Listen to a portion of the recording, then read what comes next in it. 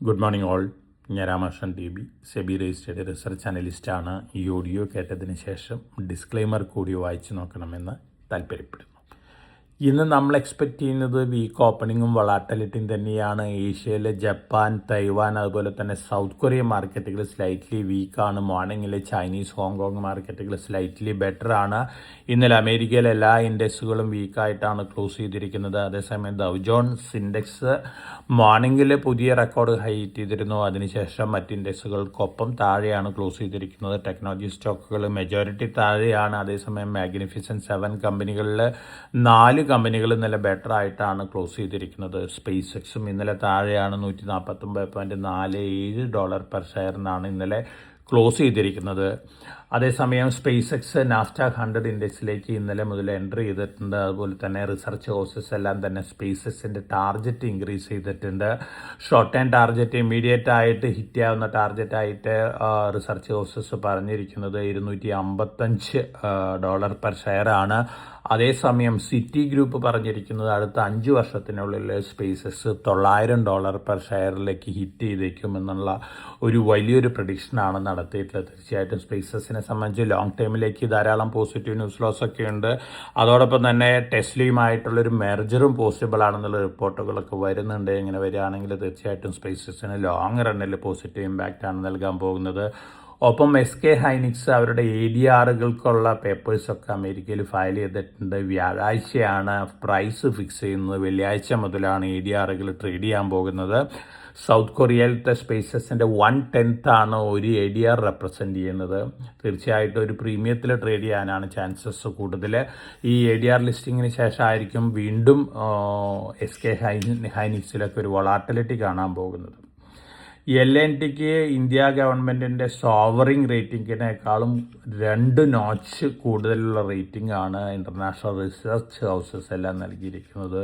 പോസിറ്റീവായിട്ടുള്ള ന്യൂസാണ് LNTനെ സംബന്ധിച്ച്. BHEL Thyssen group German conglomerate ആണ്. അവരായിട്ടൊരു ടൈപ്പിൽ വന്നിട്ടുണ്ട്. ആൽക്കലൈൻ ഇലക്ട്രോലൈസേഴ്സ് ഉണ്ടാക്കാനാണ്.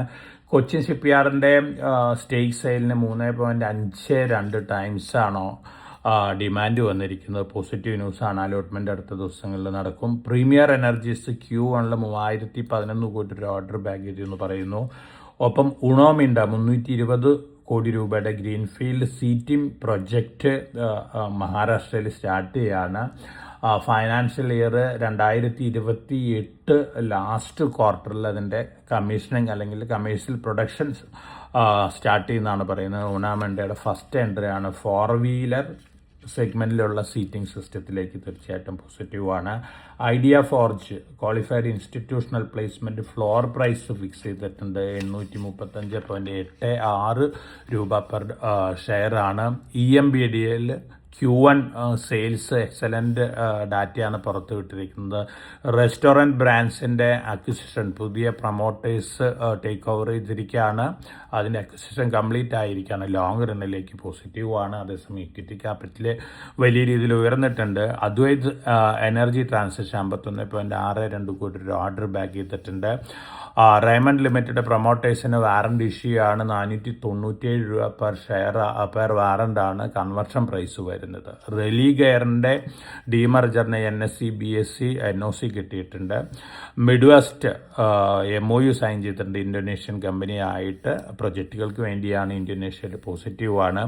ഇനി നമ്മൾ IPO മാർക്കറ്റ് നോക്കുകയാണെങ്കിൽ നമ്മൾ സജസ്റ്റ് ചെയ്തിരുന്ന NSE SME IPO ഇന്നലെ ക്ലോസ് ചെയ്തിട്ടുണ്ട്. IC ഇലക്ട്രിക്കൽ കമ്പനി ലിമിറ്റഡ് ആണ്. 420.09 ടൈംസ് ആണ് ഓവർ സബ്സ്ക്രിപ്ഷൻ വന്നിരിക്കുന്നത്. ലിസ്റ്റിംഗ് ഗെയിനോട് കൂടിയിട്ട് ലിസ്റ്റ് ചെയ്യാനുള്ള സാധ്യതകളാണ് കാണുന്നത്. അതോടൊപ്പം തന്നെ ഇന്ന് മെയിൻ ബോർഡിൽ നല്ലൊരു IPO ഓപ്പൺ ആവുന്നുണ്ട്. Kusumgar limited woven laminated synthetic fabrics, അതായത് എഞ്ചിനീയർഡ് ഫാബ്രിക്സ് എയറോസ്പേസ്, ഡിഫൻസ്, മറ്റ് ഇൻഡസ്ട്രിയൽ സെഗ്മെൻറ്റ് സപ്ലൈ ചെയ്യുന്ന ഒരു കമ്പനിയാണ്. 1 രൂപയാണ് ഫേസ് വാല്യൂ. 419 രൂപയാണ് അപ്പർ പ്രൈസ് ബാൻഡ് വരുന്നത്. കംപ്ലീറ്റ്ലി ഓഫർ ഫോർ സെയിലാണ്. ആഫ്റ്റർ IPO 10.5 കോടിയാണ് ഇക്വിറ്റി ക്യാപിറ്റൽ വരുന്നത്. നല്ലൊരു IPO ആണ്. ലിസ്റ്റിംഗ് ഗെയിൻ കിട്ടാൻ സാധ്യതയുണ്ട്. മെയിൻ ബോർഡ് IPO ആണ്. ഇന്ന് ഓപ്പൺ ചെയ്യാണ് കുസുംഗാർ ലിമിറ്റഡ്. ഒപ്പം നാളെ ഒരു IPO മെയിൻ ബോർഡിൽ ഓപ്പൺ ചെയ്യുന്നുണ്ട്. അതും നല്ലൊരു IPO ആണ്.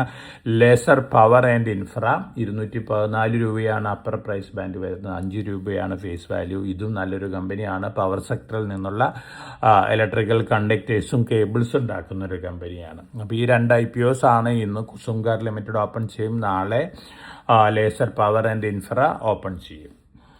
IPOയിൽ അപ്ലൈ ചെയ്യുന്ന ഇൻവെസ്റ്റേഴ്സിന് അപ്ലൈ ആവുന്ന IPOs ആണ്. അതോടൊപ്പം തന്നെ ഇന്നത്തെ മാർക്കറ്റ് സെൻറ്റിമെൻറ്റ് നോക്കുകയാണെങ്കിൽ നമ്മൾ വീക്ക് ഓപ്പണിങ്ങിന് ശേഷം വൊളാറ്റിലിറ്റിയാണ്.